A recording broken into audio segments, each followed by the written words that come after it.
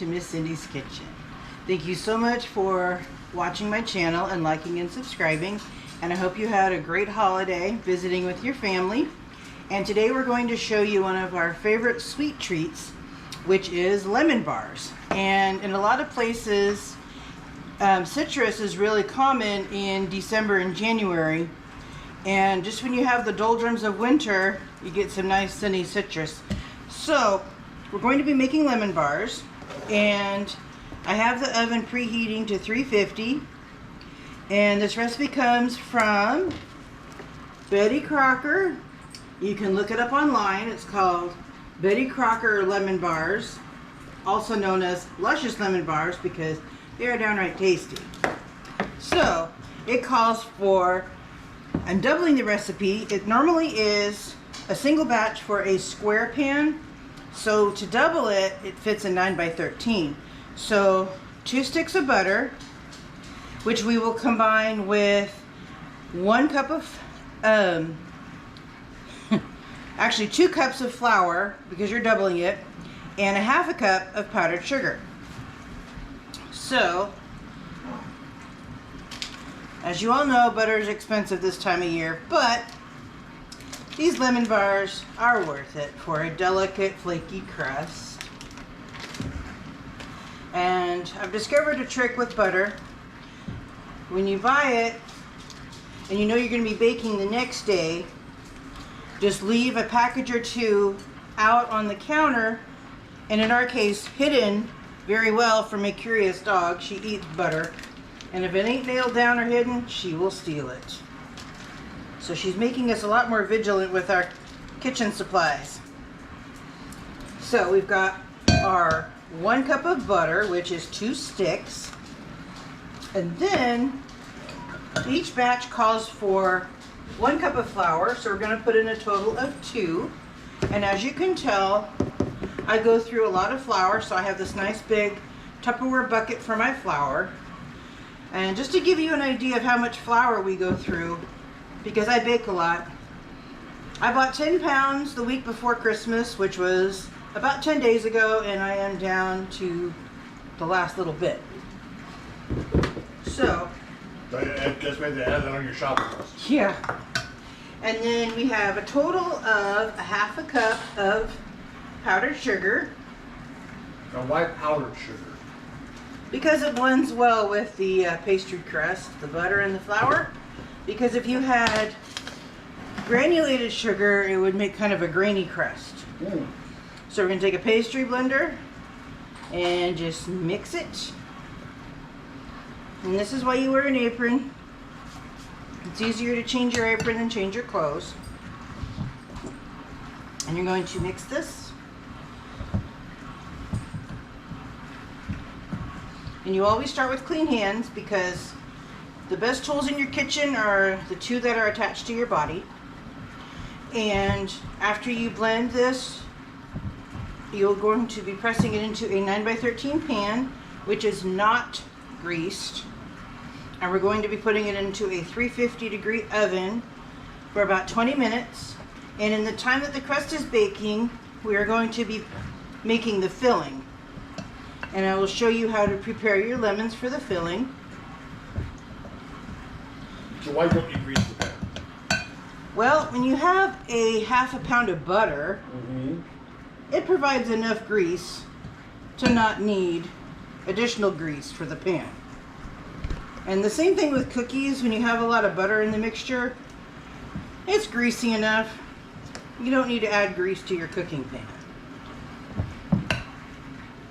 All right, getting down to the bottom of this here. And as you can tell, it's a little messy, but you can clean up in between. All right, I think I'm getting down to the bottom of this. It takes a while to incorporate the flour into the butter. All right, and that little beep was our oven letting us know that it is ready to bake. I always start the oven when just before I start my recipe.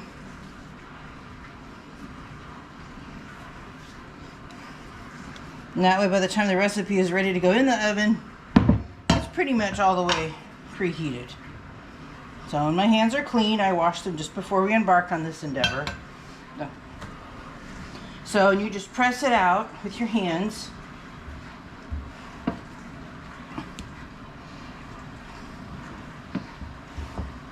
Get a nice flaky crust. Move this. This is a little tricky because sometimes it wants to clump and be thicker in parts than others. So, and try to leave a little ridge on the edge of the crust because you're going to be making a little lake with your filling in the crust, and that way it won't, you know, roll over the crust. So if you make a little berm with the edge of the crust, it helps. So, all right. This is sticking to my hands. All right. Getting this. It has been exceptionally wet and rainy here, so it tends to make pastry stuff a little stickier, and I think that's why the butter and the flour ingredients are being a little bit more challenging to spread out. So just bear in mind, if you're in a climate that's damp, it may be a little stickier to make your dough, but we live in a desert climate, and right now we are foggy and rainy and wet. So, which actually is a good thing. Yeah. So I am going to put this in the oven. Logan, since you have a clean hand, can you open the oven door? My hands are covered in dough. Okay. So, go ahead and close that. I'm going to set the timer for 20 minutes. There we go. Whoops. Went a little too fast here. All right. So that's going to bake for about 20 minutes. And let me get all the goop off my hands. Oh. Okay. Get the nice moisturizing from the butter on my hands here. Okay. Now, what we're going to do is I'm going to show you how to make the filling. So we've got our beautiful lemons. And let me just wipe this up here. Otherwise I'm going to be wearing the crust as well as preparing the filling. So we don't need these two things anymore, so I'm going to put them aside. Kind of got to clear the playing field. When you're cooking, it's a good idea to clean up as you go along. So this will call for lemon zest as well as the lemon juice. So prior to this, I washed these lemons to make sure they were nice and clean. And you're going to zest the lemon. This is a zester I got from Pampered Chef, and it's been a great tool. And you hold it like this, kind of like there's a way to hold chopsticks. If you hold it like this, you have the right, and then put your thumb on the back of the lemon. It gives you the right leverage to get some good strips of zest. And I love lemon, so I will usually zest 3 lemons for this recipe. So the zest is coming off into strips. So you're going to make a pile of lemon zest, and then you're going to chop it because it will go into the batter for the filling. And you want to avoid getting the pith, which is the white layer underneath the zest, because that can impart a bitter flavor. Whew. The citrus is very oily, which means it's fresh. If only we had smell-o-vision. These lemons smell great. I just got them over the weekend. It's tickling my nose. So if I sneeze, I'm not sick. The lemons are just a little bit aggressive with their zest and their juice. Okay, so now you can see what a beautiful pile of zest we have. looks like fine golden hair. So just chop, chop, chop, chop, chop. It's always good to have a nice chopping knife. Although I can never remember if this type of blade is called a Sentoku or a Sentuko knife. So you all can help me clarify that. Just add that into the comments, as I love hearing from you all and your feedback. And this lemon is trying to make a break for it. Okay. Look at that. And I'm going to cut these up. And if you have extra lemon juice from these lemons, just put it in your tea. Make yourself a glass of lemonade. There's no such thing as too much lemon juice. So I have a small 2-cup pitcher. I'm going to put this little thing over. It's to juice the lemons, and it has a little thing on it to help filter the seeds out. Oh, okay. Yep. I mean, could you use a juicer if you have one? If you have a juicer, I sometimes prefer low-tech equipment because it's easier cleanup. If you're doing a whole mess of lemons, then yes, a juicer would be a good idea. But if you're just doing a handful, not a big deal to just do them by hand.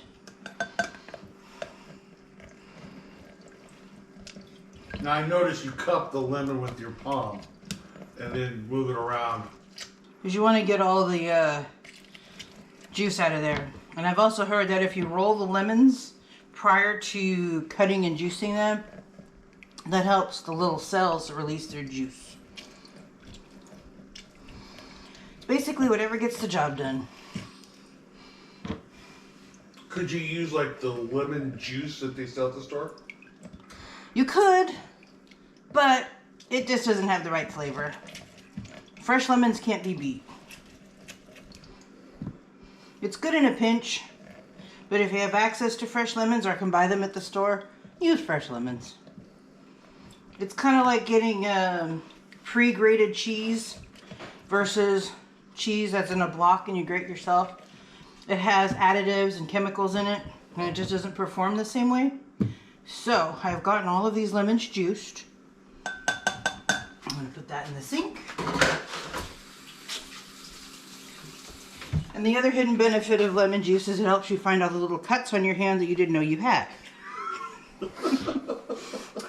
So, and this calls for a total of 4 eggs. So we're going to be putting the eggs in. Let me get a clear dish to put the eggs into, because I never like to crack directly into the recipe, because you might end up with the shell and that can ruin the flavor. So we got our 2 eggs. So it's 2 eggs per batch. So I'm going to crack a total of 4 into this bowl.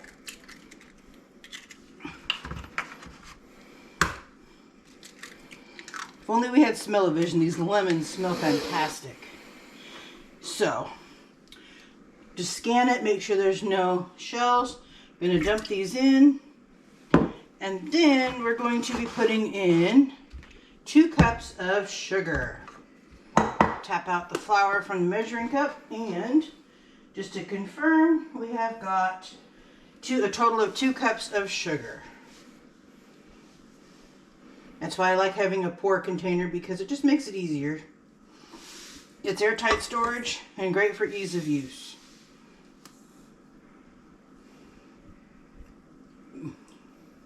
So it's easier to pour for coffee. Definitely. Alright. So, going to bring this up.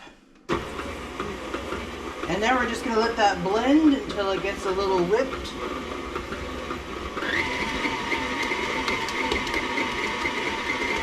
So we're going to blend it until it's a little fluffy.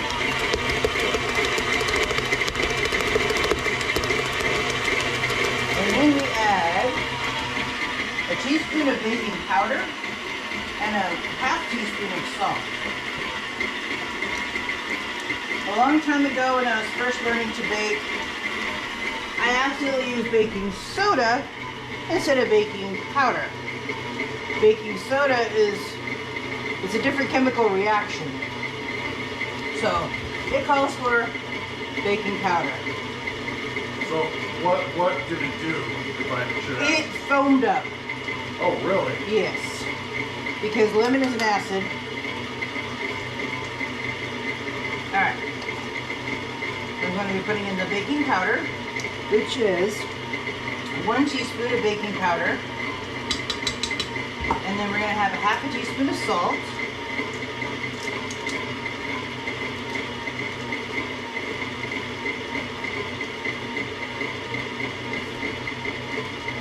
There's that. And then this calls for a total of 2 teaspoons of grated lemon peel per batch. So that's a total of 4 teaspoons. So that's actually probably about a tablespoon and a half. So that's why I really like to have a lot of zest. It really adds a lot of flavor. And then it calls for 2 tablespoons of lemon juice per batch, which is 4 tablespoons per double batch. This is a nice little tiny pitcher. It's got tablespoons on it. It's something that Pampered Chef had ages ago for their Help Whip Cancer campaign, which is to support breast cancer research. So I'm going to pour this into the batter with the egg and the sugar and the baking powder and salt.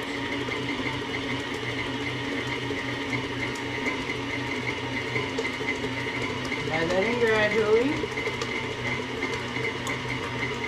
Then we're going to put in the zest. Lemon zest adds such a depth of flavor. Fresh lemons are worth it. And if you had the bottled lemon juice, you wouldn't have that fresh zest to go in your recipe. So I'm going to scrape down the bowl, make sure there's not any sugar pockets at the bottom.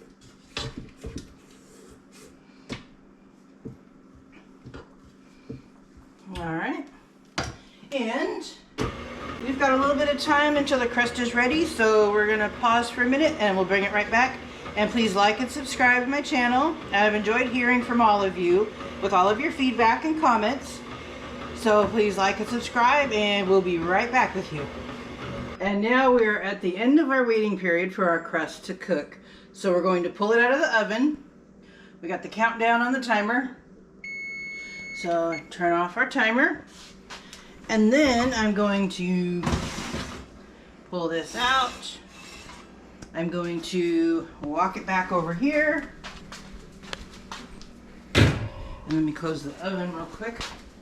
Actually, I'll leave it open for a second because we're going to be putting the filling on the crust. So this is the filling for our lemon bars. Oh my gosh, that looks so good. Yes. And in our little layover time frame, we added about an extra tablespoon of lemon juice because I like things extra lemony. So you can do that, right? You put a little You bit. can adjust it to taste. The core recipe would be 4 tablespoons for this double batch.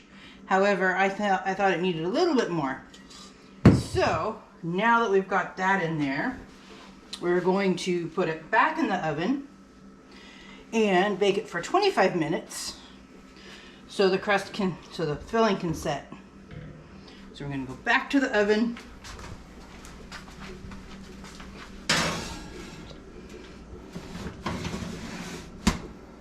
All right. And then we're going to set the timer for 25. All right. So we got 25 minutes on the timer. So while you are waiting for these yummy lemon bars to be done, please like and subscribe and please give me your feedback. And we will come back to you in about 25 minutes when the crust and the lemon bars are all ready to go. All right, and we are back to get our lemon bars out of the oven.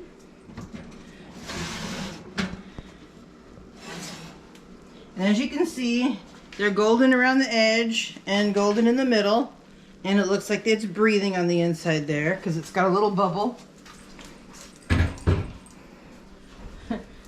It's like it's got a pulse because that bubble is like it's breathing. All right. So, these are our beautiful lemon bars after they have baked for 25 minutes. And we need to wait about 5 minutes before we can top them with some powdered sugar for a nice little decoration. So while you're waiting for us to come back, please like and subscribe and give us your feedback in the comment field. So we'll be back with you in just a few minutes. Thank you for waiting for us. We had to let these cool off a tiny bit in order to dust them with powdered sugar. And I sold Pampered Chef a few years back, and I accumulated a lot of nice kitchen tools. This is a sifter shaker for sprinkling powdered sugar on desserts, and that actually works very well. But if you don't have one of those, you can use a sieve or a little a mesh strainer and put your powdered sugar in it. And then I will show you how you would do this with this method. Just tap it on your palm. And preferably don't tip it over the side, because then you get a lot of powdered sugar on there. But just tap, tap, tap.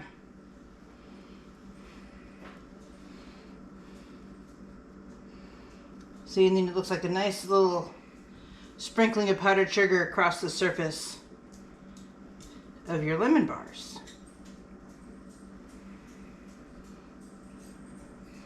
That looks so good. Yeah, and you can't do this straight out of the oven because it is too hot and the powdered sugar will instantly melt into the dessert. So anyway, after these cool for about a full hour, if you cut them too soon, the liquid part of the filling, needs to set up a little bit because it's kind of like a custard filling. So you got to let it sit, and then you will cut these into about 2-inch squares, and then you can put them on a nice dessert platter and serve them to your friends, or put them on a cookie plate and take to the neighbors. But again, thank you so much for watching. Please like and subscribe, and please give me your feedback. I love to hear from you, and any recommendations on treats or foods you'd like me to demonstrate for you, please feel free to add those in the comments. And we look forward to seeing you back again soon. Have a great day. Thank you for watching Miss Cindy's Kitchen. To get more recipes like this one, subscribe to the channel and hit the bell for notifications when new videos are uploaded. Share it out to your friends, family, neighbors, and leave us a comment to let us know how this recipe worked for you. And don't forget to hit that like button. Again, thank you for watching Miss Cindy's Kitchen.